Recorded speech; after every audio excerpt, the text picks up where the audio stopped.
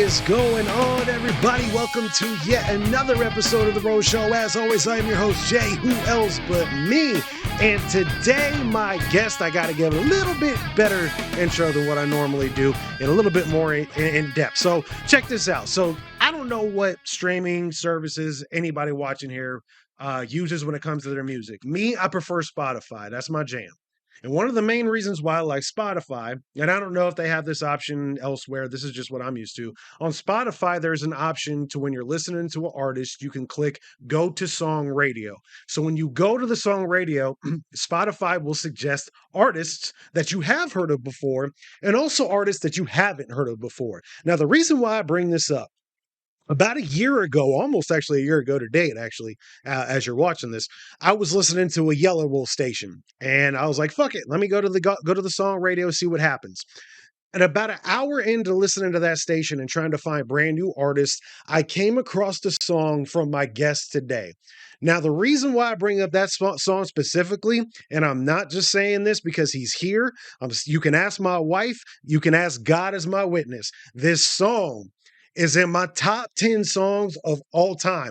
I literally listen to this track every single day since I found it. It is, I could be in the worst mood ever, and this track will pull me out of it, and I'm fucking dancing around this whole house. The song is called Batman, the remastered version, by the way, the remastered version.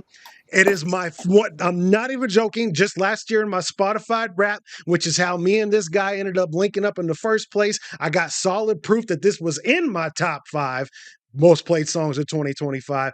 Batman is one of the dopest tracks I've ever heard in my life. And when he saw that I posted in his comments that it was in my top 5, man, we started chatting and chopping it up. And we are here today because of it. But enough of my babbling. Let me go ahead and introduce the man himself. It is an-Marc. My friend, how are we doing today? Incredible, bro. It's a blessing to be here. Thank you so much, J-Ro. I love the circumstances that led up to this. Honestly, it's a blessing. It's a pleasure to hear because I was so hyped with Batman for such a long time that, and to a certain extent, I kind of jumped the gun on it because that's why there's a remastered version. Like I just, as soon as I had some kind of a structural sound to it, I was like already like, let me get this shit out here. And the music Right. video was in the works, was developing for already a year after that, like in terms of like getting more footage and editing and chopping up. So I was really just for basically a whole year just invested into that one project because I believed in it so much. Because then once the music video dropped, then I dropped the remastered version so people can experience it to a fuller potential than I had originally delivered it. So that lining this whole thing up right here is honestly it's a gift from God, in my opinion. Like it's because that's who I try to make it for. Like other people around me, they could say what they want, but I'm always just listening inwards. And with that song, I was always like, no, there's something here. There's something here, and it ended up besides 808, it ended up being the fastest growing song to reach a million from release. Actually, 808 didn't even reach. 808 took 2 years to reach a million. This song took 1 year to reach a million on its own. So I was super content with the numbers. I was just happy, to see everything blossom even bigger than I thought it could. It's my biggest music video so far. It just hit like 250,000 streams. So I'm just here, just super thankful. Thank you so much for having me, J-Ro. It's an honor to meet you. It's an honor to be here. And yeah, shout out God. Hell yeah, man. And I wholeheartedly mean to do that track. And I definitely want to hear the story about 808, and we'll get to that because obviously that was the one that launched everything for you. But again, we'll get to that here in a couple of minutes. But but Batman, there's something about like the remastered version anyway. There's something about the way that it kicks off with just, the small do, and then it slowly builds up and it That's my gets boy. stronger and it gets stronger and it gets stronger. And man, it is such a great track, bro.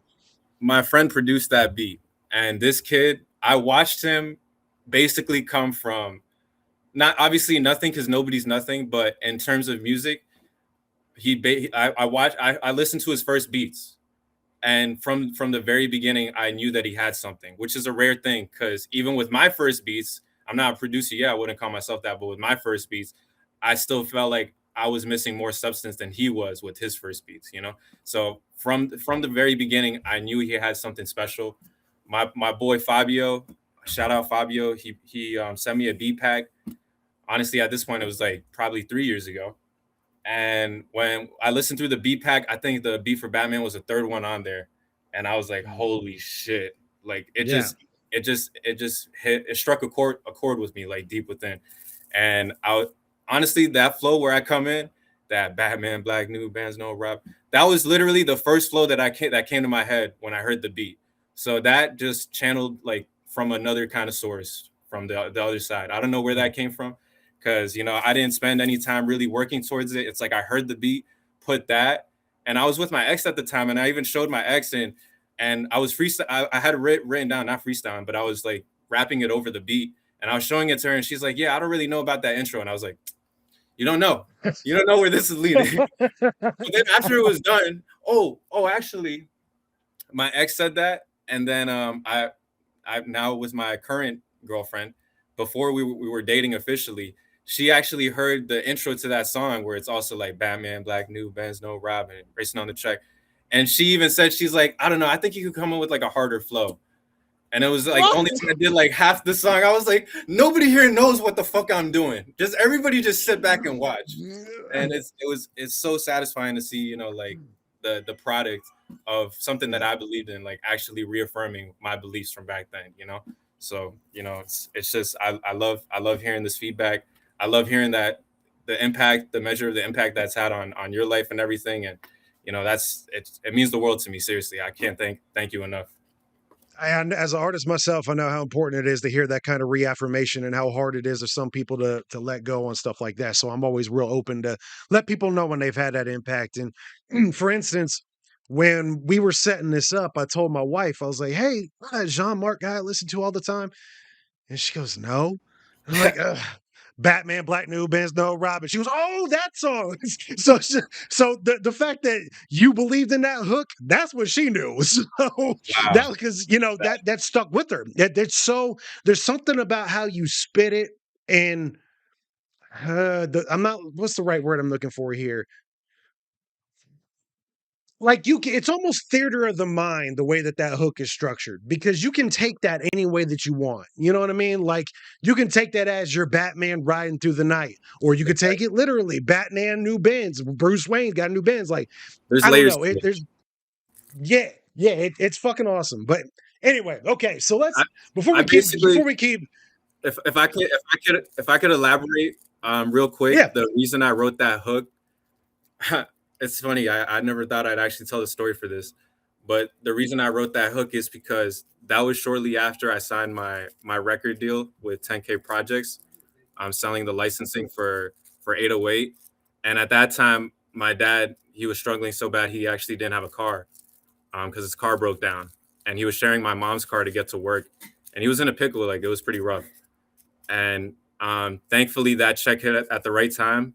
There was a lot of other bills, like there was like these oil. I'm not gonna get into the other stuff, but either way, like he just needed help at that time, and he needed a car, and he's a realtor as well. So he's always had like a Mercedes ever since I was a little kid. When I was growing up, he had like this nice old school black Mercedes. I forgot which model, but he's always had a Mercedes. And even before like his car broke down, he got into an accident, and he had like a nice, like it was like a 2021 Mercedes as well. But he got into a bad accident, got tailbone, had like it was just ugly. So then when he needed a car, he was like looking at a bunch of cars, and I was like, "Dad, if you need help," he was gonna get like something cheaper. I was like, "Dad, if you need help, I'll get you like a new Mercedes if you need." He was like, "You sure?" I was like, "Of course, like it's rough for you right now. You trying to use my car, because I was driving like a Mazda at the time, using my mom's car, and like obviously you need this to get to work, to show houses and stuff." So I signed a check for like 8,000. That was his whole down payment for the Mercedes, and it was black, so it was a black Benz. And for some reason, if like I don't know how Batman got into maybe the black with the Benz, but that's how it was making me feel in the car. So I was saying like Batman, black new Benz, no Robin, as in like there's no Robin there, but you're also not robbing the car. Right. Right. Racing on the track, and the beat just hopped in. Like I was already racing, I was already flowing on the beat, and now the beat. I mean, yeah, the beat kind of just is my passenger, because I'm already like flowing on the track. So that's actually how the hook kind of came to be like that. There's real life elements to it, like tied to it. It's not just random shit that I was saying. Yeah, yeah, that's fucking awesome, man. Well, let's go ahead and go back to the very beginning because I always like getting origin stories of how artists get into music. So go ahead and go all the way back. Give us your background, uh, all the way from Lil Jean-Marc into how you got into music and where your passion came from. Lil Jean-Marc, that was an interesting time, but it planted the seeds to everything that's grown up through me since then. So yeah, back then, Lil Jean-Marc, he was born in Finland actually, from his Finnish mother. And 2 weeks after he was born, he already went to back to New Jersey because his father's Ecuadorian and he can't speak Finnish. So they were already living in New Jersey at the time. So Lil Jean-Marc grew up in Paterson, New Jersey, and in a pretty rough environment right across the Barnett Hospital. And it was pretty ugly. Our house got robbed twice. One time while we were home, actually, and we were sleeping upstairs. And yeah, it was pretty funny. I was just telling my cousin the other day how every so often I would be sleeping, and sometimes I'd bring my toys to bed, so I'd be playing with my toys. And one time my dad caught me. So this is really young, old me, like 5, 6 year old me playing with my SpongeBob toys in my bed. And I remember at least 2 or 3 different times I would just hear pop, like pop in the background. I hear ah, and sometimes I hear an ambulance come out from the hospital that we're living right in to go. I guess somebody called the ambulance, to go save that person. And I'd hear that ambulance drive all the way there and then come all the way back. And I heard that at least three different times. I heard gunshots like on a pretty frequent occasion. We had a trampoline in our backyard. People used to just hop the fence and just go jump in our trampoline. So I would come home from school and I would just be there with my sister, like, let's go on the trampoline. We come back and there's just like 10 older teenagers just hopping around. They would like tear up the cloth on our trampolines. Either way, it was a very rough neighborhood to grow up around. So I lived there until my dad lost the house to the bank because of the stock market crash. So we had to, unfortunately, it was a very difficult time for my parents financially, like really difficult, to the point that my parents thought that me and my sister would have a better, more sustainable life going to Finland and living with my grandparents there. So when I turned 14, 13, actually, I think both me and my sister made a really big transitional change to move to Finland and kind of like leave like all of our friends behind that we made in school and start this kind of like whole new life. And we lived there with my grandparents until I was like 16 and I just had it. And at this point, I didn't take the transition too well. I'm kind of getting ahead of myself. Besides all the bad stuff, what was keeping me sane, like, in USA, was I was always very creative in terms of movie making. So any kind of Hmm. camcorders that my dad had or any kind of picture cameras, I was always taking pictures. I was always making skits with my friends. This was my hobby growing up. I loved doing this. This is the only thing that brought me joy. This is the only thing that made sense in my life in an environment of kind of dysfunctional chaos. My parents are great people, but they really went through like some very bad hardships, and that kind of brings out the worst in people sometimes. So Sure. it was to a certain extent. Some people have it like obviously way worse than I did, but to me and my sister it was a difficult time growing up.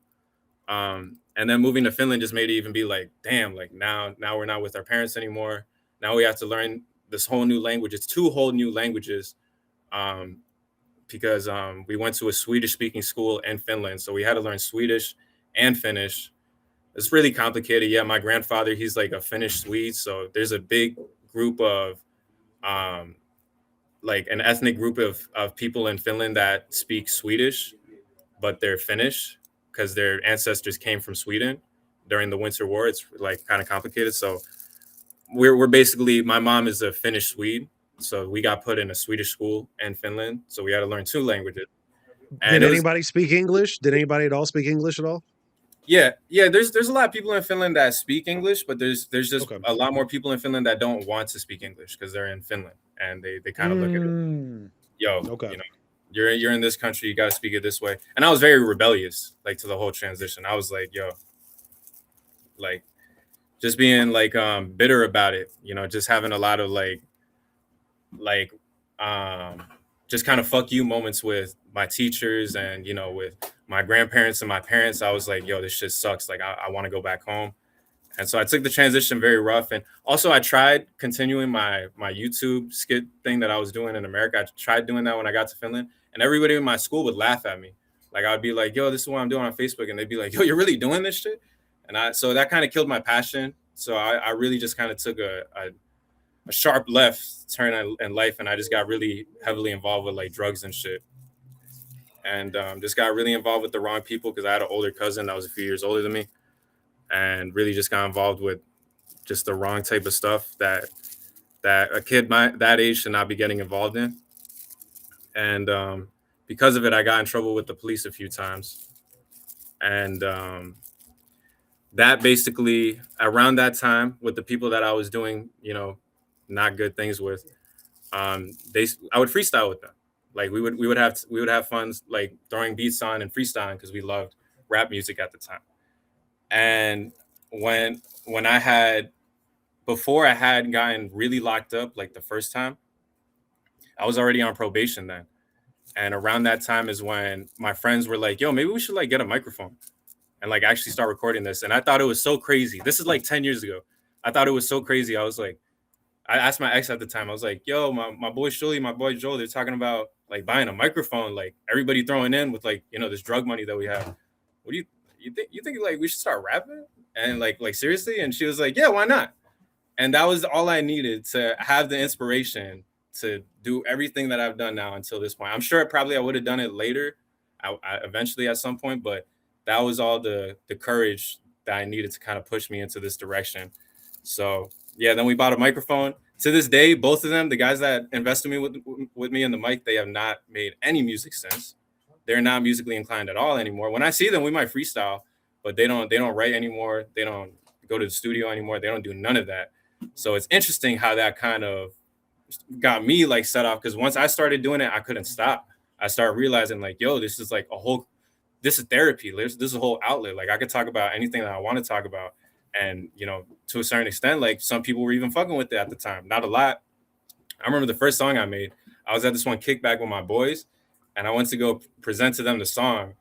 In hindsight now, the song was kind of like a little depressive because I'm talking about I was going through a rough time. So I'm talking about just certain things, battling with addiction and shit, battling with my siblings and their problems as well.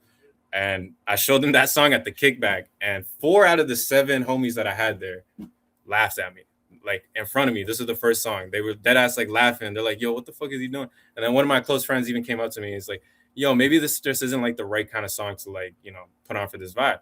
And he's not wrong, because thinking back, it was kind of like too like depressive, emotional song. But either way, this is where like this was like the catalyst to wanting me to kind of like develop more and understanding like, okay, maybe I can make something that people would actually want to fuck with, like maybe something more lit, you know.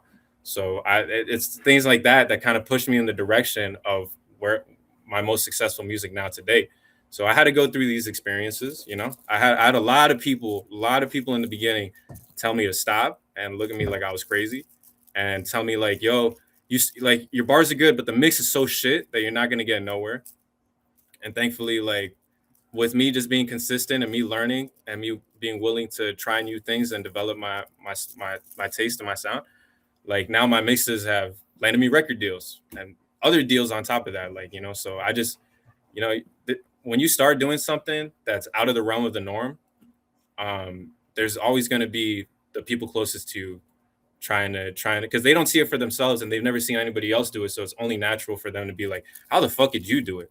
And that's just their own insecurities being projected onto you. You're an artist, so I'm sure you've gone through those same stages in your life where, you know, people that actually just care for you, they just don't really see, they just want what's best for you, and their perception of success means stability and not taking a chance. You know, they don't want to see you fail. So I dealt with a lot of that. And that's why I didn't even tell my parents that I was doing rap music, because they knew that I was struggling with drugs and they knew I was struggling with school and struggling, you know, with staying out of trouble and shit like that. So I didn't even tell my parents that I made rap music at all in the beginning. It wasn't until it wasn't until a few years after I dropped 808, then somebody told their grandma that I was like making like, and I don't know who this person is either. Somebody told their grandma that I was like a famous rapper because my music was going viral in Finland. And then that grandma found my grandma at a cafe or something. And was like, "Hey, isn't your son the famous rapper?" And then she's like, "What?" And my grandma grew up singing opera since she was singing professional opera since she was 14. So she was like, "What? How the fuck did I not know about this?" And then I come home one day.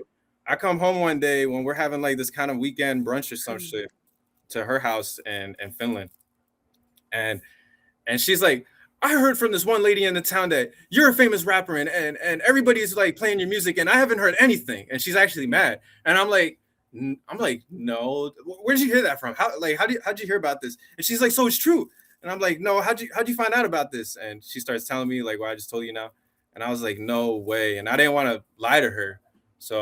And she's like, "Let me hear." And I showed her 808. I was like, this is what everybody's been bumping around here. And then she told my parents, and then my parents were like, "What?" Like they couldn't like really understand it, but it didn't even blow up. Like it didn't go worldwide viral at that point. It was just viral in Finland. I think it only had like 80,000 streams, maybe like 50 or something, which was a lot back then. I was like, "Holy shit," you know? So, Right. but it didn't get like international attraction until like 2 years after that. Like after because I dropped it when I was in the military. Because in Finland, every male who hits the age of 17 has to join the military, or they have to Oh do shit. community service for like 2 years or some shit. And my family, they're really like prideful Finnish people, so community service was not really an option for me. My parents were always like, "You're gonna go to the army and you're gonna get right," because I was battling a lot of things. So um in retrospect, yeah, I needed it, but goddamn, while I was going through it, it was rough. And the music thing was the only thing keeping me sane. Like I found the beat for 808 while I was like running in my free time. You only get like 3 hours of free time throughout your day in the army. And I would always dedicate that to getting my cardio up because I smoked so much. And I was always in the back of the line with all the fat kids. And I was like, nah, this ain't me. I'm built for more than this. So I took my free time dead ass running and doing cardio. And what did I do while I was running? I got my headphones on and I'm looking through beats. I didn't really have consistently good producers at that time. So I'm listening through all these YouTube beats. And one of the beats I found was 808. And when I heard it in the army base, I was like, this is a hit. If I don't make this a hit, somebody else is gonna make this a hit. And that's exactly how I felt with Batman and a lot of my other songs. I'm like, if I don't step in and give this track what it deserves, inevitably somebody else is gonna do it. So that's why I'm always kind of, when I have something good, when I'm working on something that I believe in, I always try to like just give it 100%. Try to go for a music video. Try to go crazy with the cover art. Try to go crazy with the promotion because I really believe like it deserves all that and even more that I'm not even ready for. So yeah, yeah. I've never really broken it all down for an interview right like that. So for anybody, this is one of my first like real interviews. So my fault if I'm kind of rambling, trailing off all over the place. But yeah, that's kind of like the gist of what got me into music and what brought us here together. My hardships and Yeah. shit. So, Well, on the good note, anybody that's watching this right now, and there's going to be people in the comments who are going to echo this sentiment. They're used on the road show. They're used to us going all over the fucking place. It was totally fine. This okay. is this that's part of the course here, so that's cool. But that's a good story though, and a couple of things like I've even heard of Patterson, New Jersey, all the way out here in Ohio, Really? because there's comics that talk about it. There's a local radio show. Well, it's not local. It's nationally syndicated, but it's primarily in the Midwest. It's called the Bob and Tom Show, and there's a comedian specifically who does jokes about how dangerous Patterson, New Jersey is. So that was the first thing when you said Patterson, I was just like, God damn, dude, that's a rough ass place to grow up in. So that makes a lot of sense. But that's Yeah. crazy that you ended up going to Finland of all places. But when Yeah. when you when you put out 808, so at what point, okay, for those who might be watching who don't know, 808 is a viral track. And I don't mean like the viral where people talk, oh, I got 4,000 likes or this got 10,000 streams. Like now this song has got millions upon millions of streams. And I Like think I 80 even saw million, recent 80 million yeah, on it, everything. it, it's Yeah, it's huge. And I think I even saw you shared on your Instagram that 50 Cent's website even picked it up at one point. And Yeah, just yeah.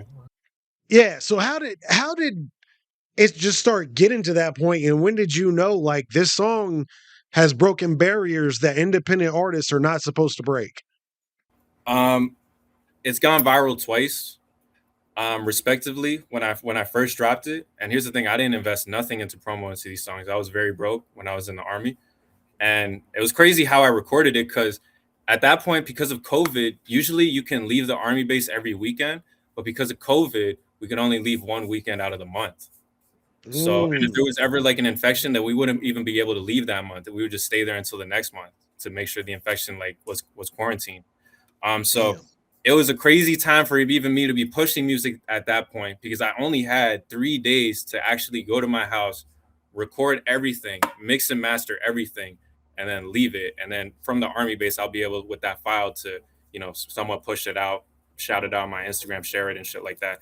So I literally had, I'm not even joking you, Jay, like 3 days to finish writing, fully record, and fully mix and master to the best of my abilities at that time, after doing music for like 3, 4 years, to fully mix and master it and ship it out. It was really rushed, but I wrote the majority of the lyrics in the army base while I found the beat, getting ready for that. Um, so yeah, I dropped it when I was in the army, and right away, everybody on my Instagram put it on their stories. Like everybody was like, "Yo, like check this shit out. This shit is legit."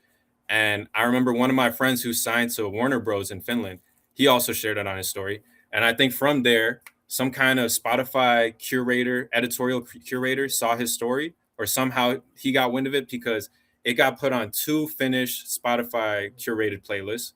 So this was my first time I ever got put on an editorial, which is like an official playlist with a substantial amount of followers and a substantial amount of engagement. So I was like, oh shit, this is big. So after like a week, it got like 1,000 streams, and I run and hit 1,000 streams before that, but it took like 7, 8 months. So now a week after I dropped another good song that took over half a year to hit 1,000 streams. Now this just hit 1,000 streams in its first week or two. So I was like, damn, this was taking off in a crazy way that I hadn't. I remember people around me when I showed them 808 before it dropped. My boy was like, "Yo, I really think this is gonna hit like 4,000 streams," and I was like, and I was the one that was like, "Nah, that's crazy. Like maybe like two." So you really don't know at the end of the day. Like you can act like you know, but I really didn't know the full extent that it was really like, bro. If you would have told me that I was gonna make it as a successful artist 10 years ago, I would have been like, "You got the wrong guy," like because that's how doubtful and self-conscious I was in myself. Like I had really no confidence in the music that I was putting out. I was always like making something and then I wouldn't have an opinion on it until I showed it to my ex or my friends at the time. Be like, yeah, I don't know, I did this. I'm like, what do you guys think? And then see. And if they like it, then I'll like it. But if they don't like it, I'm like, man, this is shit.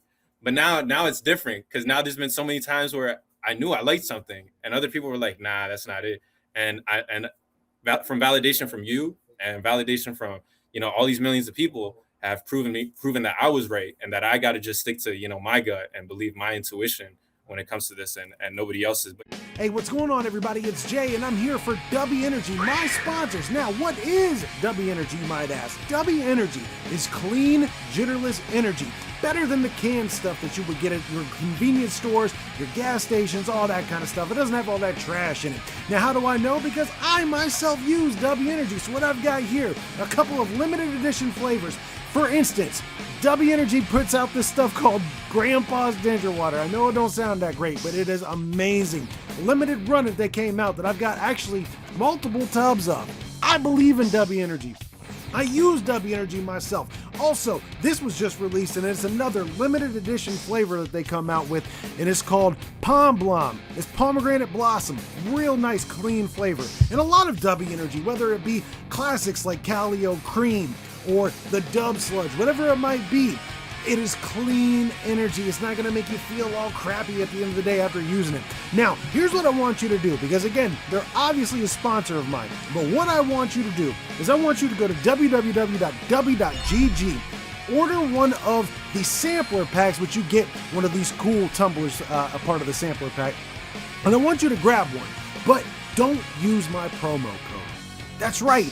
Don't use my promo code who else at checkout, because I want you to try it without thinking I'm just trying to sell you a bill of goods. Try it one time, and then when you go back to buy your second order of W Energy, then use my promo code who else at checkout for a 10% discount, because all you're gonna do is try it. I know you're gonna love it. That's how much I believe in this product, and I thank them for sponsoring the show today. So it went viral. For the first 2 years, it allocated like 80,000 streams. And I was like, damn, like, wow, this is crazy. It might even hit 100,000.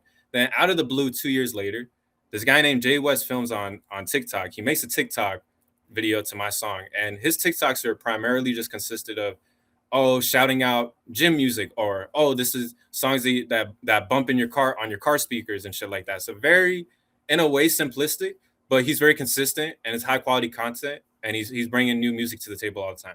So if you go on his TikTok profile right now and you look up the most popular TikToks, my TikTok is going to have double the amount of streams as his second biggest TikTok, and way more than any of his normal TikToks still to this day.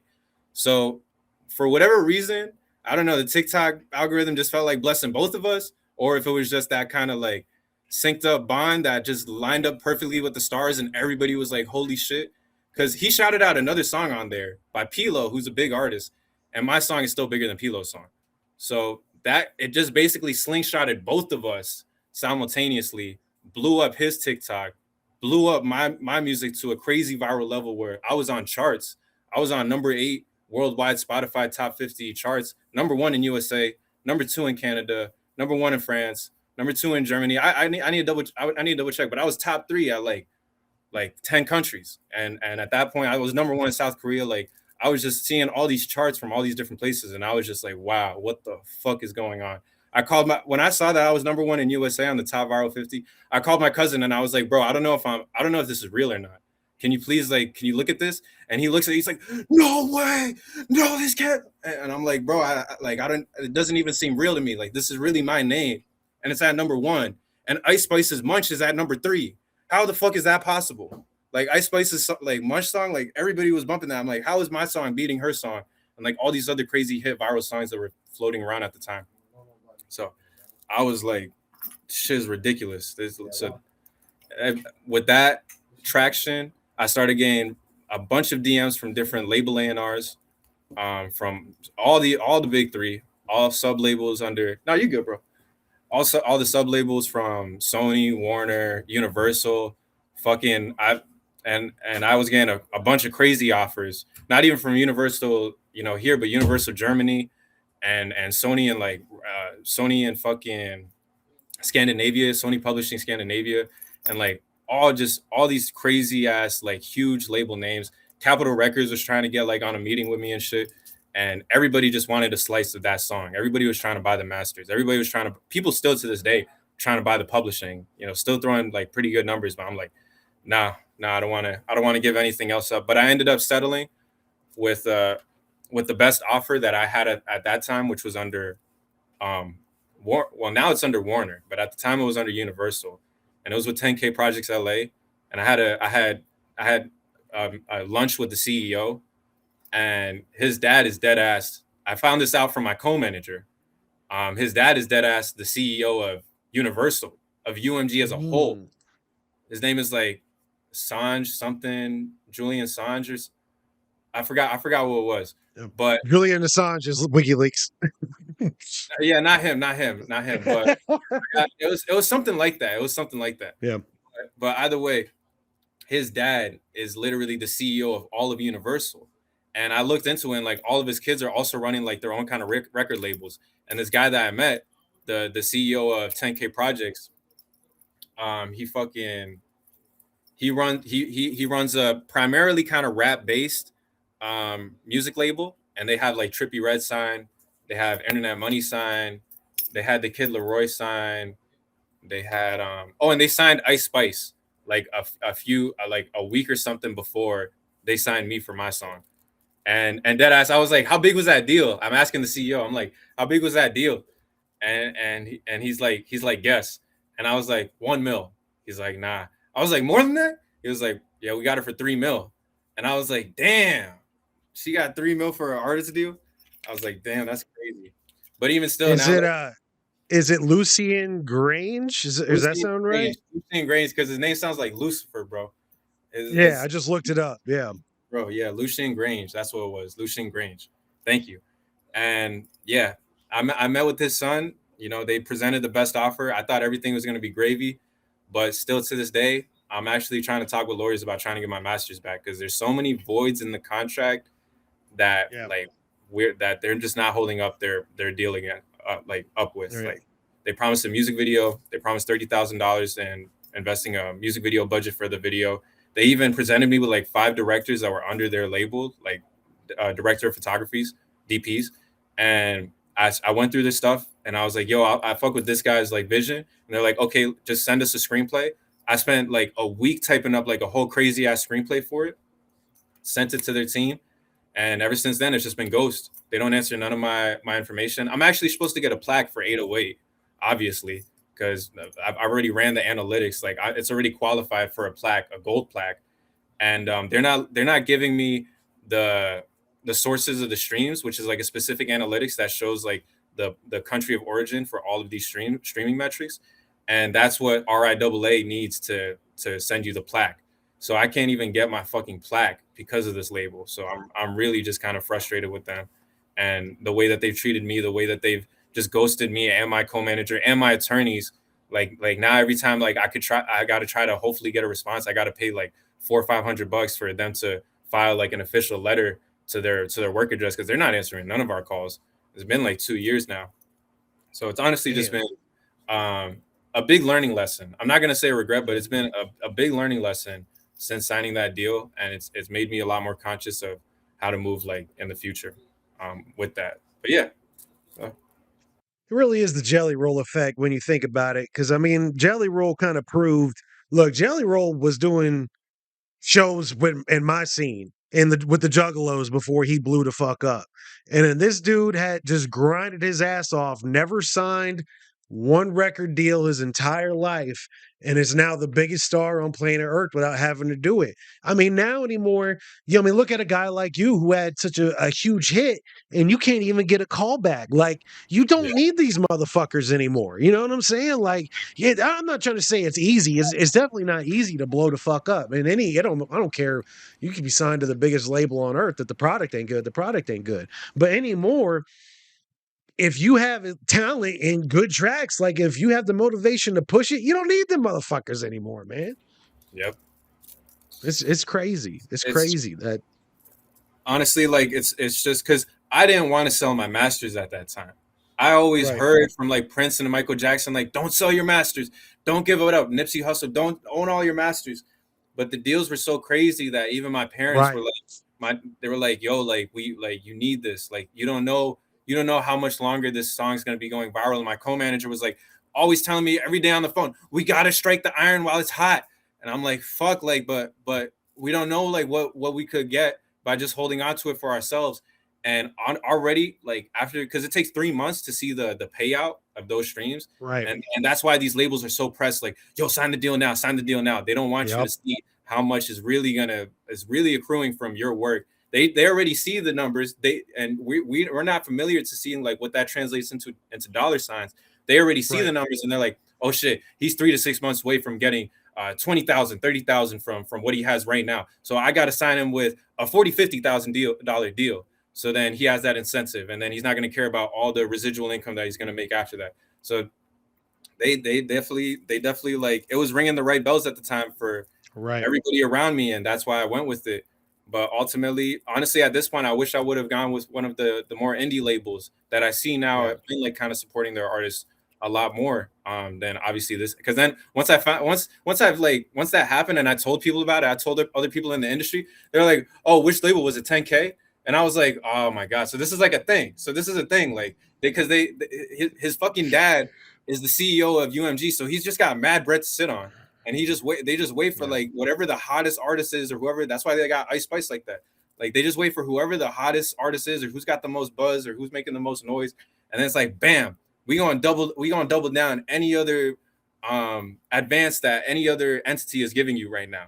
And a lot of people, they're just looking at the dollar size. They're not looking into like I did. They weren't really looking into the history that this kind of label works at or anything like that. And yeah, then a lot of people have suffered the same kind of situation that I'm suffering right now.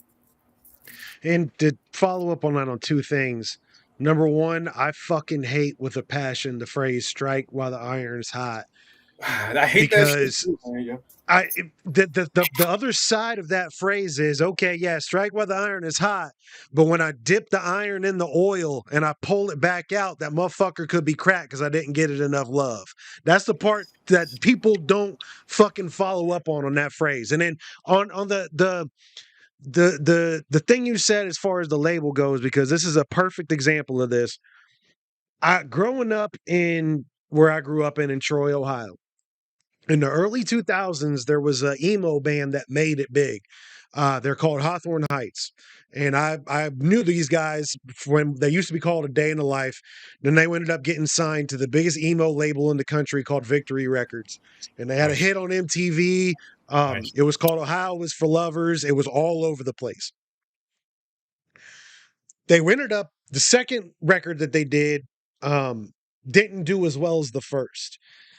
And they're like, yo, we kind of want out of this, deal. We kind of want to go do our own things. And Victory Records was like, well, you owe us one more album. And they're like, well, we don't want to give you another album. We just want to move on. And Victory Records goes, oh, well, we'll just sit on it. And they did. They sat on the Just got contract shut. for years and years and years, and there was nothing they could do about it. It actually got, oh god, I wish I could remember the name of the magazine, but it ended up getting to all the rock magazines at the time of how and this wasn't the only group that Victory Records did this to. You can Google it. Victory Records. I don't even know if they're around anymore, but that's what they would do. They would sign these artists to these bullshit contracts, and the artist just had to deal with it. You signed it. What are you going to do? You can't go anywhere else. You got to give us this record. And oh, by the way, if we don't want to release that album, just not going to get released. And then your contract's still not fulfilled because you didn't do a third album with us. We Yeah. got it. It's in the vault. We got it right here. But we don't want it. So we're just going to keep it back there and we'll sit on you.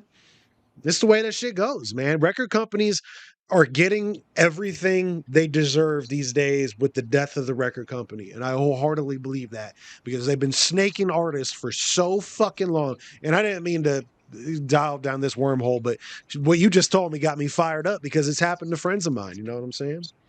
And it's a repeat situation. It's been occurring Yeah. since who knows how long, you know? Even when, black people were coming in as musicians and artists, like they were just always getting like the fucking bottom end of the pit, like in terms of like all these deals and always being treated less than. And even still to this day, it's like labels, these entities just look at artists like an asset and not really like what I feel like should be like a supporting valuable employee to your whole thing. Like, yo, Yes. like are you gonna cut out the deals that you're giving to your account managers and shit like that? Like, is this how you're respecting like all of your individual employees as well? Because that's how I'm looking at it. Like, we're supposed to be business partners and business associates, but now you just looked at it as like, oh, just more assets that I could liquidate. Like they Yeah. don't really look at the process that goes behind it and the impact that you're supposed to have.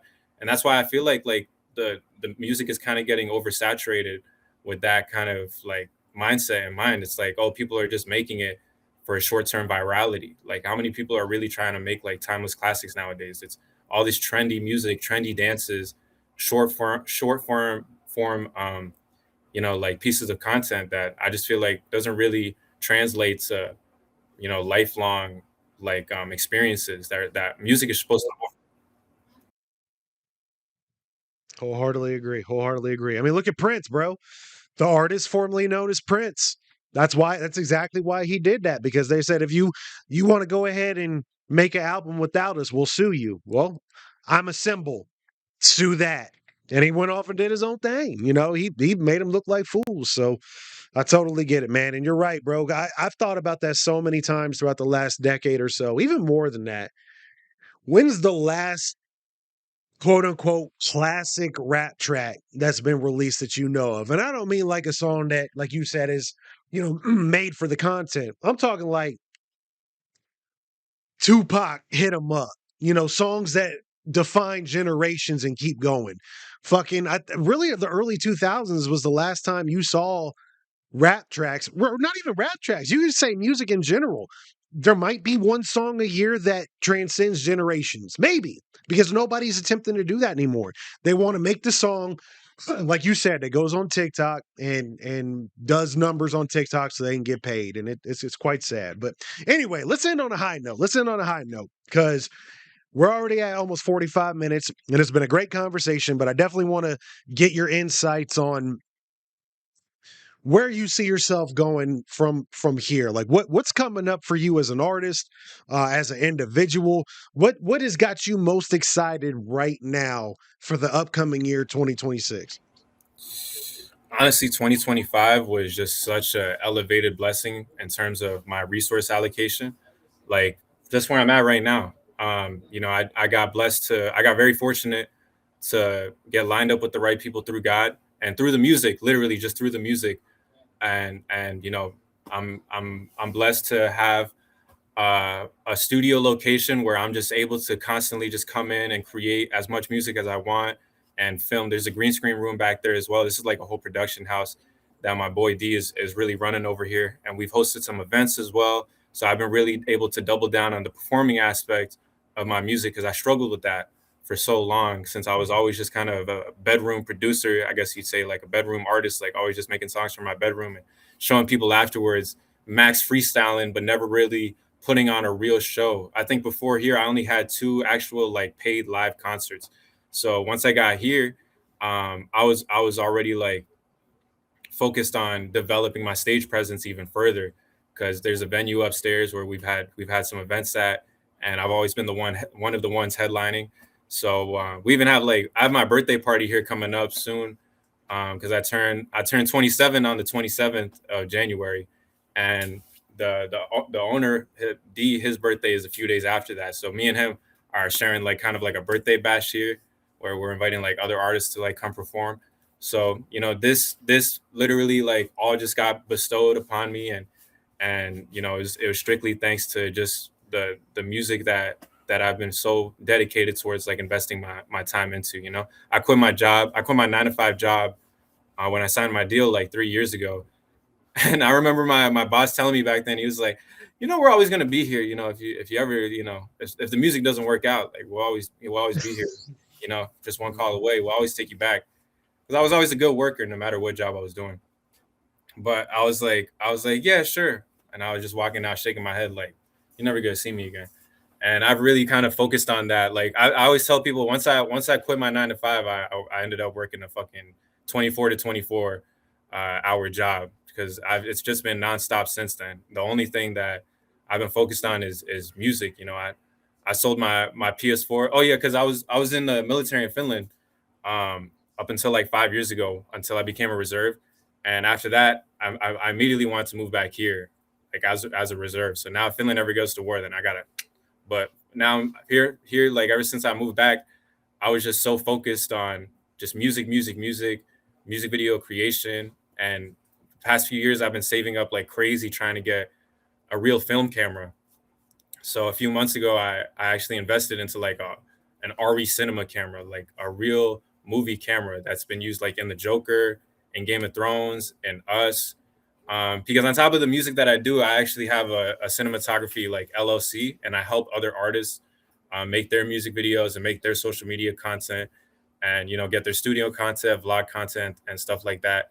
And I've used the money that I've gotten from that to kind of build my arsenal, my collective personal arsenal, and network, and also learn from how people pursue their visions for their music videos, and kind of implemented that into how I pursue like my visions with my music videos. So this past year, like, with this whole new environment that I've been blessed to, create in, and this fucking new crazy ass like cinema equipment, I really feel the Empire foundation actually like building. Like It's already built actually, but now the actual like empire that I'm building on top of that foundation is finally starting to come to fruition. So I see hopefully my group Never Know Best NKB.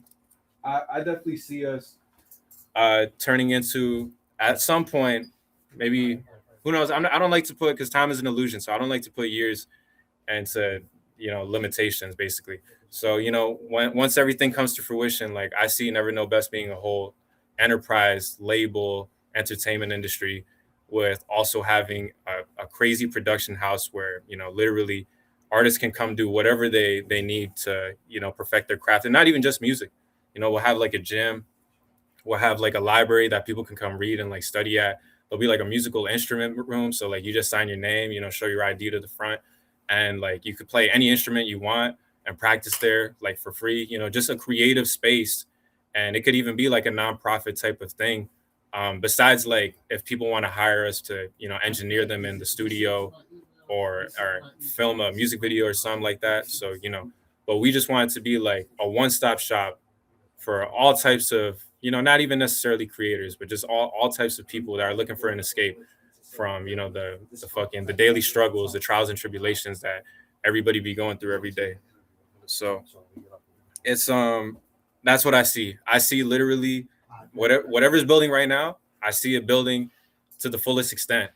And I feel like God has just been reaffirming me with all the people that He's been introducing me and all the blessings that He continues to give to me. That I'm just continuing in the right direction of just growth. And I just look forward to uniting like as many artists. Not even just artists in Jersey, artists in New York, artists from South Korea, and all these places where my biggest fans are and everything. Like I just feel like uniting everybody through music, because that's what it's been doing to me and you right now.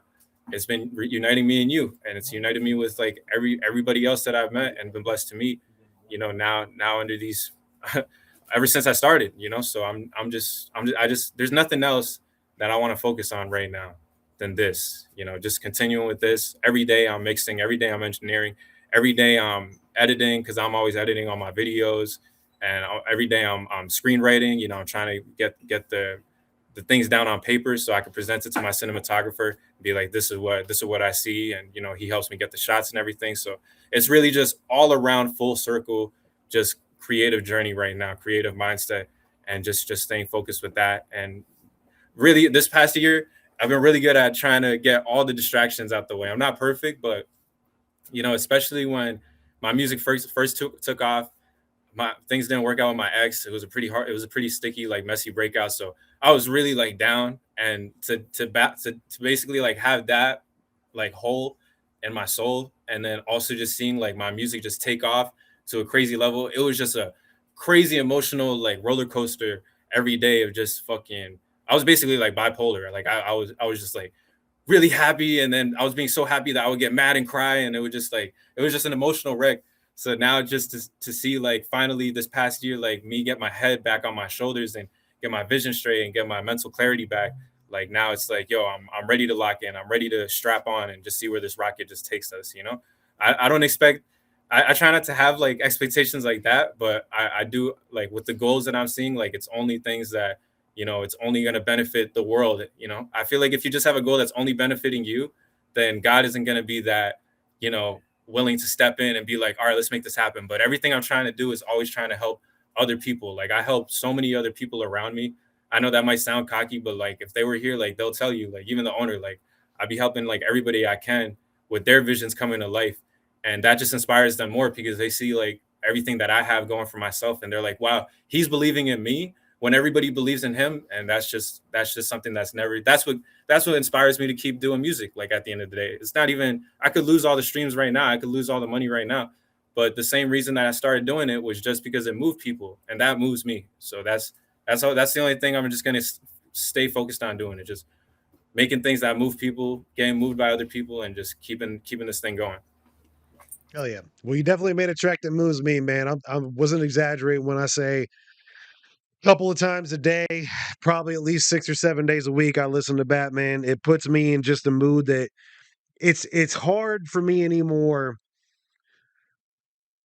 I wouldn't say hard. It takes a lot to get me to get really invested into a track. And that track, it's been a year since I first heard it. And every time I hear it, I'm immediately bopping my head, man. So for that, thank you very much. I appreciate that. Thank you very much for your time that you've given me today. You've been very generous with it. I appreciate it.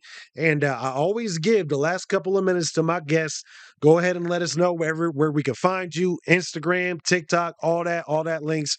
And yeah, the floor is yours, man. Thank you so much, J-Ro, for having me. It's been a blessing to meet you. I really look forward to our next conversation. Honestly, like it's just been really fun. It's really been reflective as well, And I feel like this is just the start of something new between us. Everybody else, thank you for watching. If y'all stayed until this point, follow me on Instagram at Jean-Marc, Jean, Mark with the C .nkb. And that's going to be the same handle across all platforms on YouTube as well. On Spotify, however, it's Jean-Marc with the euro sign, and also on Apple Music, it's J euro sign. You can actually see it. You can actually see it right here. So that's actually my handle for all my official music platforms. So if you want to check out Batman, check out my other stuff. You know where to find me. Right now, it's about to be crazy active. We got crazy amounts of new heat coming out, insane visuals to back it up. It's honestly going to be a whole premiere with every release that I have going on, and I'm really, really excited for y'all to check it out with me. So, thank you so much for watching. I love all of y'all. Thank you, J-Ro. It's been a pleasure, and I hope to catch y'all soon.